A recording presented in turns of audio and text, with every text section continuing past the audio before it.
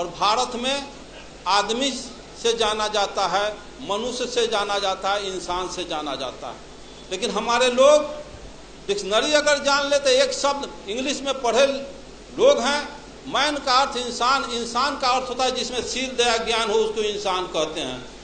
आदमी भारत में बनाया ब्राह्मण, हम सभी के सभी मूलवासी बैकवर्ड ब्राह्मण के आदमी बने हुए हैं।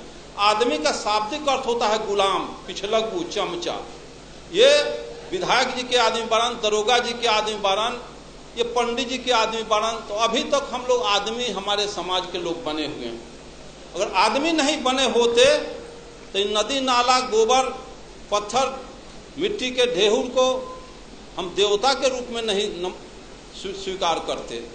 आप अगर चाहते हैं जानना, वैज्ञानिक तर्क करना, तो मैं आपसे कहूं, मैं 25 को मिट्टी का चूहा बना दे, चूहे के कलर में पेंट करके किसी चूहे के बिल पर रख दूं, 25 को मिट्टी का खरगोश बना के खरगोश के कलर में पेंट करके किसी झाड़ी में छुपा दूं, इधर से कुत्ता को इंडिकेट करूँ, कुत्ता मिट्टी के बने हुए खरगोश को कैच करो, तो मिट्टी के खड़हा को कुत्ता कैच करेगा? बिल्कुल नहीं।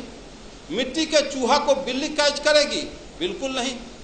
जब मिट्टी के चूहा को बिल्ली नहीं कैच कर रही है, मिट्टी के खरगोश को कुत्ता कैच नहीं कर रहा है, लेकिन हम मानो माटी के हनुमान, शिव, शंकर, दुर्गा, पार्वती, गणेश बना के पेंट पोचारा करके लंगौटा साया साड़ी ब्लाउज पहना के हम कर जोड़ के गिड़गिड़ाते हैं कि हे हनुमान जी, हे दुर्गा जी, हम पर कृपा करो। तो हनुमान के पास बैंक बैलेंस है कि 10-20 हजार से कृपा कर देगा? वो माटी के दुर्गा के पास लैंड प्रॉपर्टी है कि पटना में 2-4 कट्ठा रजिस्ट्री जमीन का कर देगा? इसका मतलब हम मानव असल नकल के पहचान करने में कुत्ता बिलाई से भी बदतर हैं। साथियों, आप अच्छी तरह से जानते हैं व्यवहार में, लेकिन ज्ञान के अभाव में हम रियलिटी पर नहीं पहुंच पाते हैं। जब यह दर्शन है कि ऊंची नीची भूमि अच्छी पैदावार नहीं दे सकती, ऊंची नीची भूमि अच्छी पैदावार नहीं दे सकती, उभर खाभर रोड रास्ता अच्छी गति प्रदान नहीं कर सकती, तो जिस समाज में ऊंच नीच छुआछूत के भेदभाव रखने वाले लोग क्या समाज राष्ट्र का कल्याण कर सकते हैं?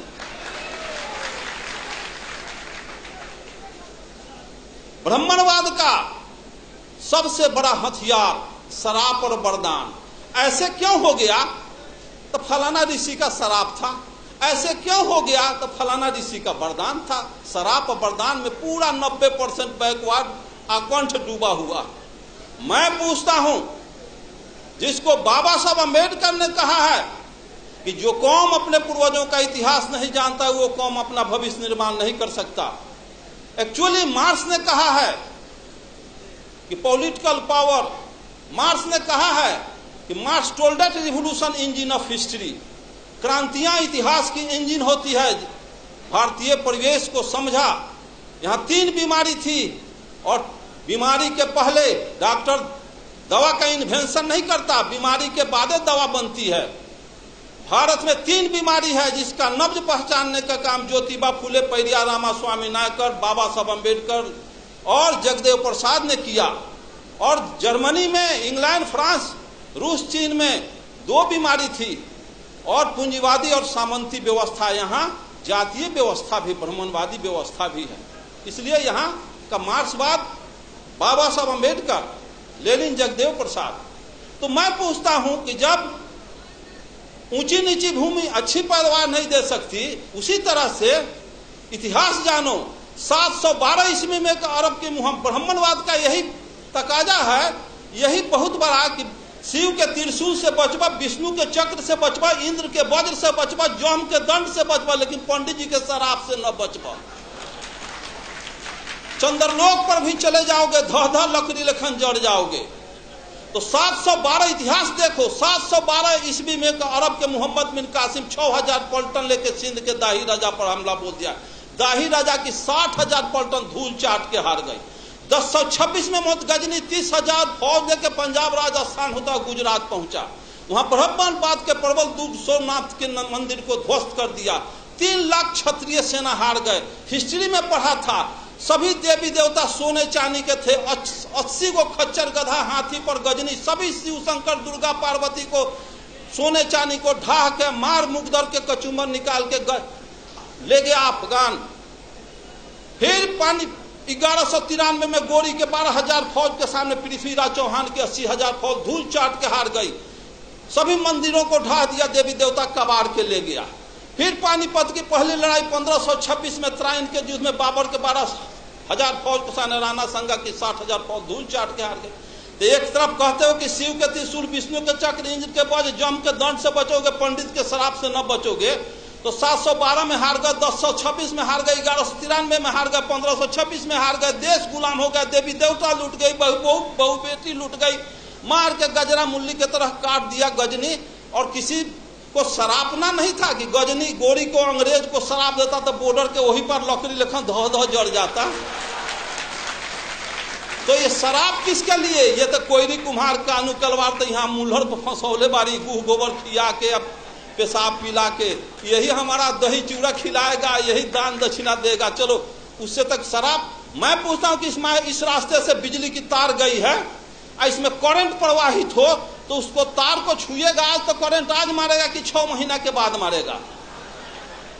तो जब सोमनाथ के मंदिर में सोने चांदी के देवी देवता गजनी के बाल नहीं टेढ़ कर सका तो गिट्टी छड़ सीमेंट का हनुमान मेरा बयाना बिगाड़ क्या देगा?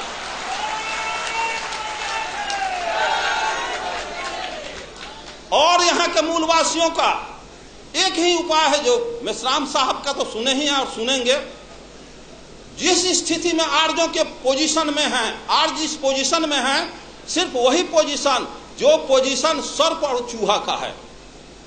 सर्प जाता है चूहे के बनाया हुआ घोंसला में, घर में, बिल में प्रवेश करता है और घरवैया को, उसके बाल बच्चा को भी खा जाता है, उसको भी खा जाता है और घरवो दखल कर लेता है।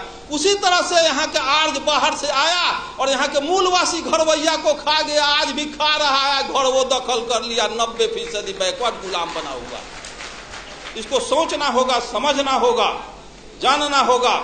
दुनिया के सारे लोग ब्राह्मणवाद के तिक्रम को समझ गए कि यहाँ के बैकवर्ड मूलवास अनुसूचित जाति के लोग नहीं समझे। 1945 में हिरोशिमा नागासाकी पर परमाणु बम गिरा तो ब्रिटेन के प्राइम मिनिस्टर चर्चिल का हृदय पिघल गया कि हिरोशिमा में, जापान में लाखों आदमी के निधन पर। तो इंटरनेशनल कमेंट किया चर्चिल और कहा कि हम अमेरिका को समझदार समझते थे लेकिन अमेरिका समझदार नहीं निकला। किसी राष्ट्र को बर्बादे करना था तो परमाणु बम काहे लग गिराया? भारत से 4 गो ब्राह्मण लेकर जापान में बसा देता, उसका सर्वनाश कर देता। तो 4 ब्राह्मण किसी राष्ट्र को बर्बाद कर सकता है। और जिस देश में घरे घरे ब्राह्मण बसा, अगुआड़ा पछुआड़ा ब्राह्मण मरवा गाड़ के छोड़ जात, सत्यनारायण झूठनारायण अंगना में बोला करके अपन कार्य को संपादित करता है, उस देश के बैकवर्ड को कभी कल्याण होने वाला है? पिछड़ा का कल्याण होने वाला है?